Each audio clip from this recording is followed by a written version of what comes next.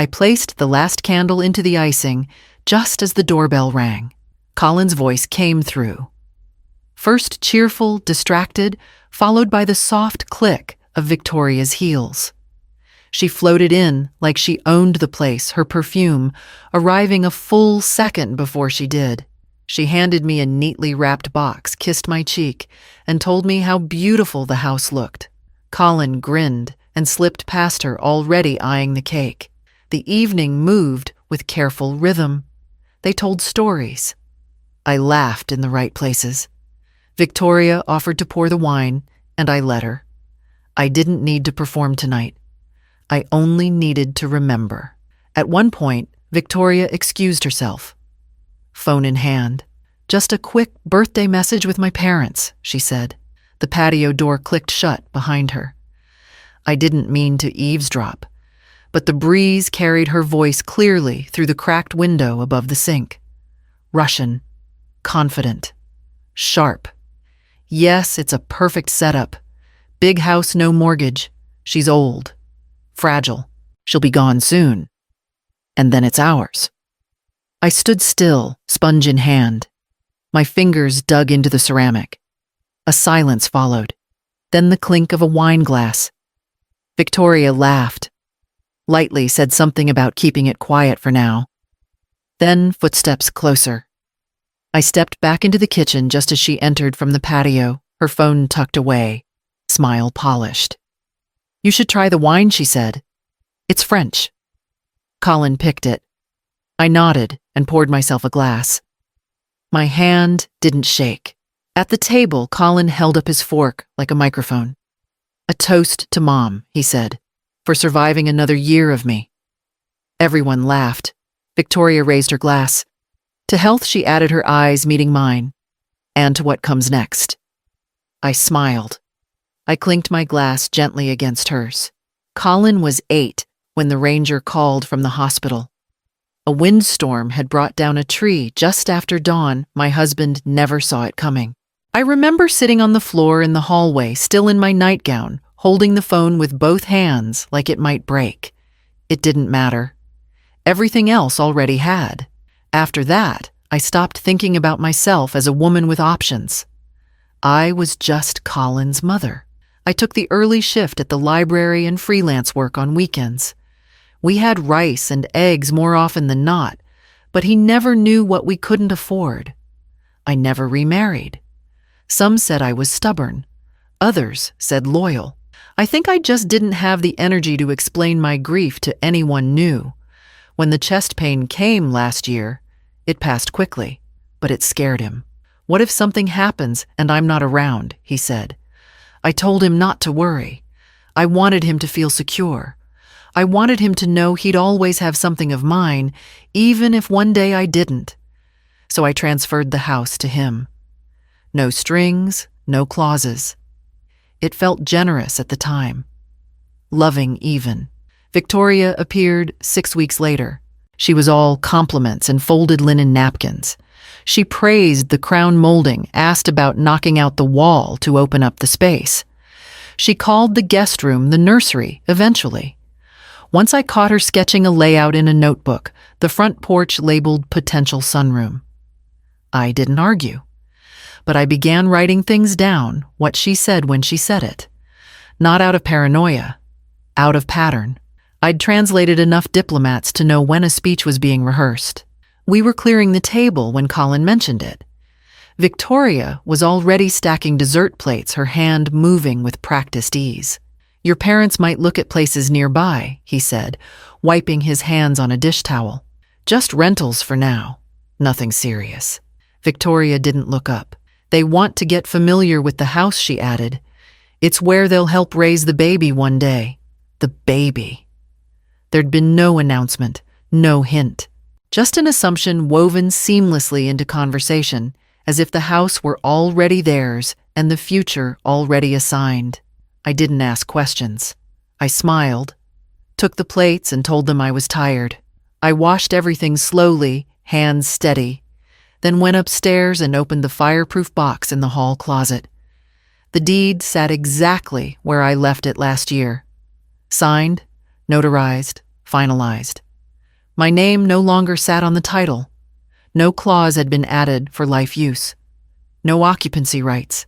Just a full transfer to Colin, no restrictions, no fallback.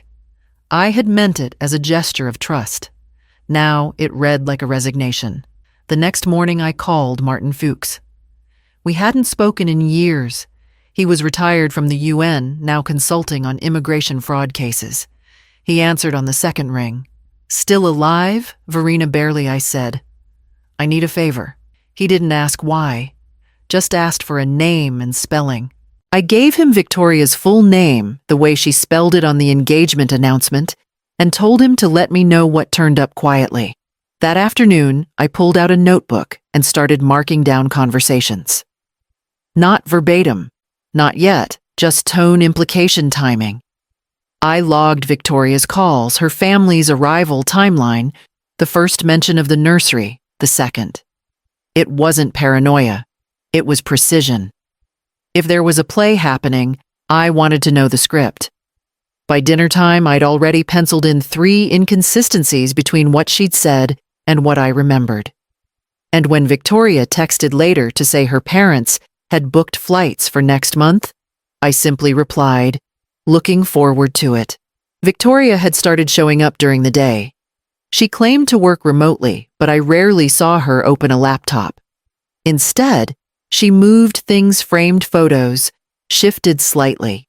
The yellow blanket from the armchair folded and stored away a stack of my books, quietly boxed.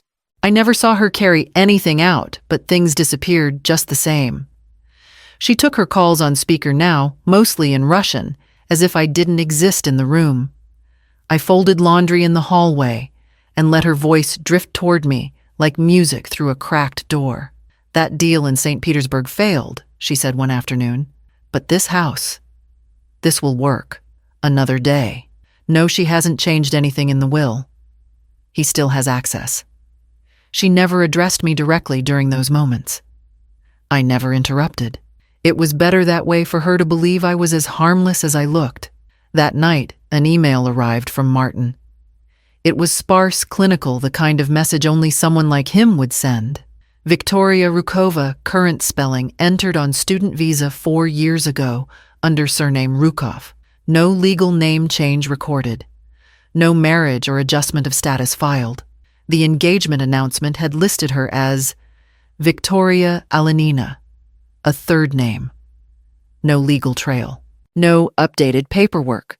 I opened the file, printed each page, and placed them into a folder I labeled with the year and nothing else. Then I added the folder to the fireproof box, along with my passport and the old power of attorney paperwork I never revoked. She had 3 names, no job I could verify, and a timeline that shifted each time she told it. Still, I said nothing. The next morning, Victoria breezed in with croissants and almond milk. She chatted about fall colors and which curtains would look better in the den. I smiled, nodded.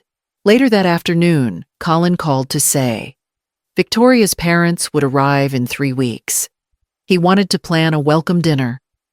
They arrived with gifts, imported chocolates, a silk scarf still folded in its box, a bottle of cherry liquor wrapped in floral paper. Victoria made introductions as if she were directing a stage play. Her parents smiled, nodded, said a few words in English before slipping back into Russian. Victoria translated quickly sometimes, before they even finished their sentences. She guided the conversation with practiced ease, offering background skipping details, answering for them. Colin didn't notice. He passed the salad-refilled water glasses, laughed at every pause like he understood more than he did. But I listened. Victoria had once told me she was born in Moscow. Her mother now said something about the quiet near Novosibirsk. Victoria once described herself as a London graduate tonight. Her father mentioned St. Petersburg years like they were recent. I sipped my wine, said nothing. At one point, Victoria's mother asked to see the upstairs layout. Victoria gave her a full tour, pausing only to comment on where the crib would fit, how the light changed in the guest room by afternoon. After dessert, while Colin was outside showing her father the garden, I overheard them in the kitchen. Victoria and her mother voices low, but not careful. "He still believes it's just about the wedding," her mother said. "It's almost done," Victoria replied. "Just a few more weeks. He trusts everything I say." They paused when I entered, both turning to smile as Victoria held out a plate of remaining cake. I took it without a word and returned to the dining room. That night I added it all to the notebook: the mismatched birthplaces, the wrong university, the shift in timeline, the whisper in the kitchen. I didn't try to make sense of it yet. I just recorded everything exactly as I remembered it. No interpretation, no emotion. Before going to bed, I called Martin again. Left him a message asking for deeper background. Told him the family had arrived. And told him this time I needed more than visa records. I needed real answers.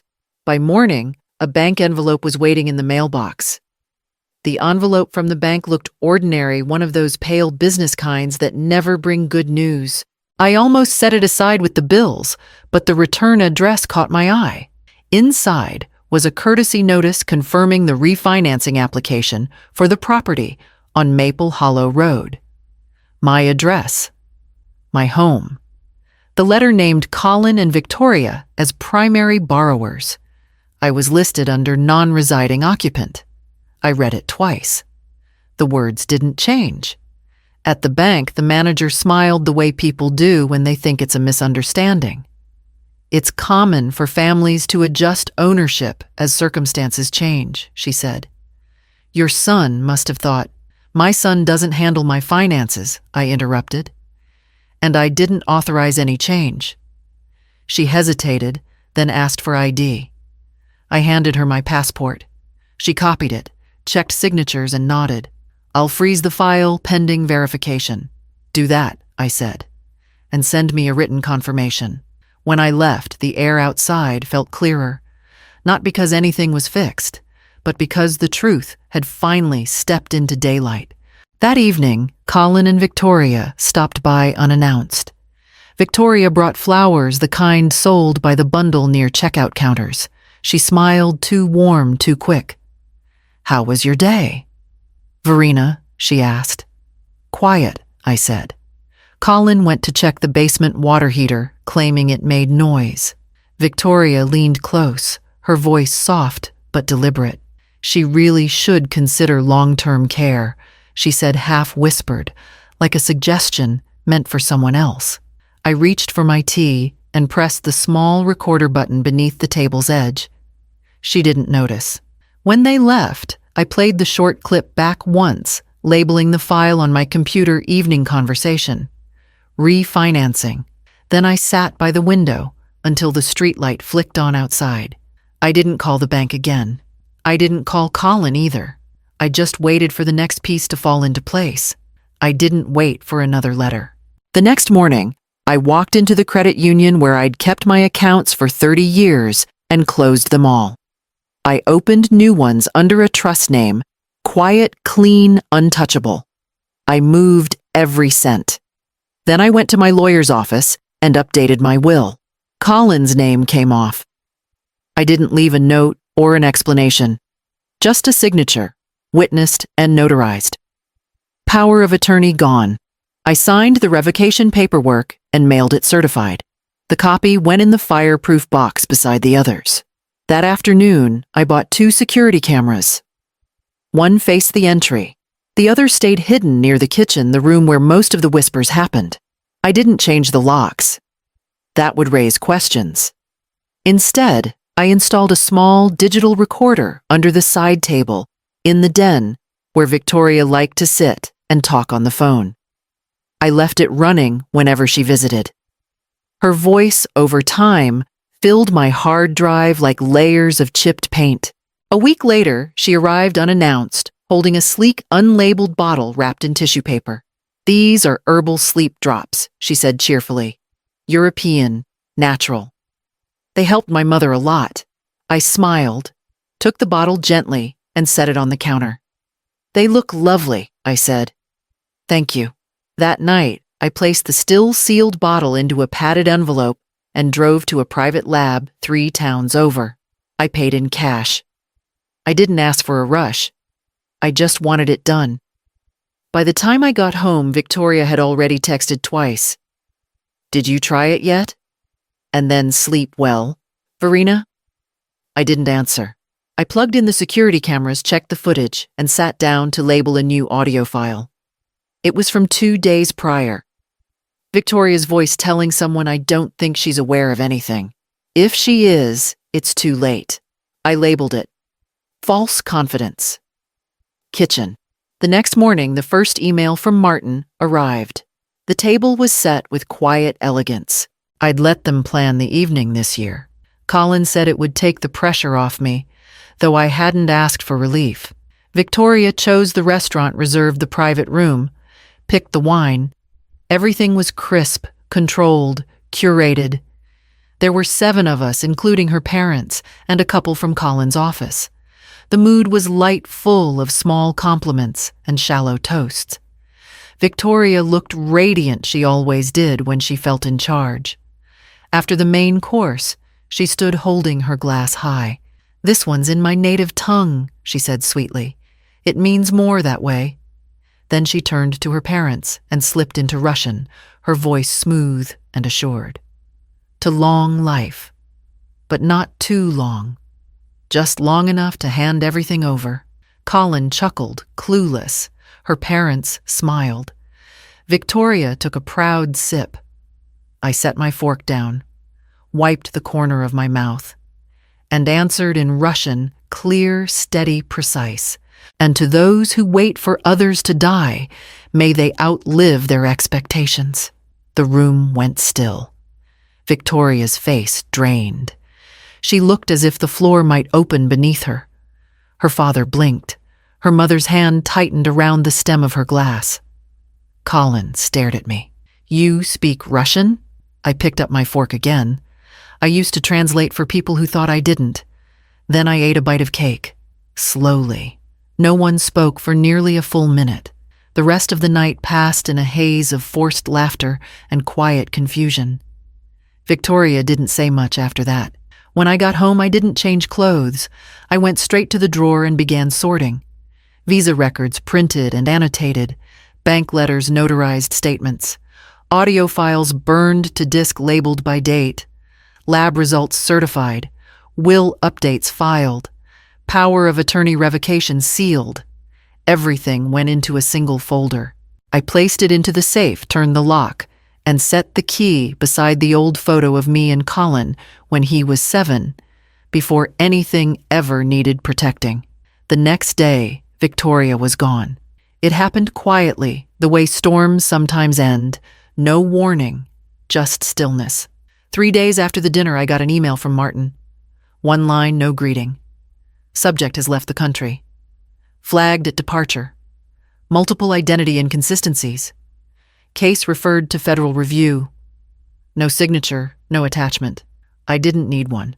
By the time Colin showed up, I'd already cleaned the kitchen twice. His car door slammed harder than it needed to. He didn't knock, just walked in the way he used to when he still lived here. "She's gone," he said. His voice cracked on the last word. I nodded. They said she was under investigation. Visa fraud. 3 different last names. "How long have you known I poured the hot water over the tea leaves?" The kettle hissed. "Long enough." He leaned against the counter, eyes red but dry. "Why didn't you tell me I stirred the tea, let the silence settle between us?" "I taught you Russian when you were 5, I said finally. "You just stopped listening." He blinked. "That's not an answer. It's the only one that fits." He turned away, pacing. "She lied to me, to everyone. But you." He stopped himself. "You planned it. You let me bring her here. You let her think I let her show herself," I said quietly. He exhaled sharp and low, then sank into a chair. For a long while, neither of us spoke. The only sound was the soft clink of the spoon against my cup. "She called you an old woman," he muttered. "Said you'd be gone soon. I heard." He stared at the floor. "I should have believed you." I didn't answer. There was nothing left to explain. When he finally stood, he looked older than I remembered, like someone who'd lost more than love. He left without finishing his tea. That night, I packed the last of the documents into a sealed envelope and placed it by the door ready for Martin's courier to collect in the morning. The house feels like mine again. The chairs sit where they always belonged, not pushed to odd angles or wrapped in throws I never chose. The rug no longer curls at the edge, and the photograph of Colin as a child is back on the mantel right where I left it years ago. I wake when I want, eat what I want. No footsteps down the hall, no voices in the kitchen talking about renovation or space optimization. The will is updated one final time. No loopholes, no soft language. It doesn't say who I forgave, only who I remembered. Colin visits every few weeks. He never stays long. He doesn't ask for anything. Sometimes we talk about the weather. Sometimes we don't talk at all. He looks different now. Less like someone building a future. More like someone sifting through one. Last week he brought me a bag of oranges. This time he brought nothing. He sat at the kitchen table for a while, tracing the edge with his thumb. Then he reached into his coat pocket and pulled out a small, worn book with a red cloth spine. He placed it gently on the table between us. "Do you remember how it ends?" he asked. I looked down at the cover. Yojik v Tumani, the hedgehog in the fog. The same Russian picture book I used to read to him every night before bed, back when his hands were small enough to disappear in mine. I opened it to the last page. The hedgehog walks through the mist, uncertain, but unafraid, finally finding his way back to the friend, who waited with warm tea. Colin watched me read. He didn't say anything else. He didn't need to. I closed the book and set it aside. The house was still. No secrets. No plans being whispered through walls. When he left, I made myself tea, sat by the window, and watched the trees bend with the wind, then slowly return.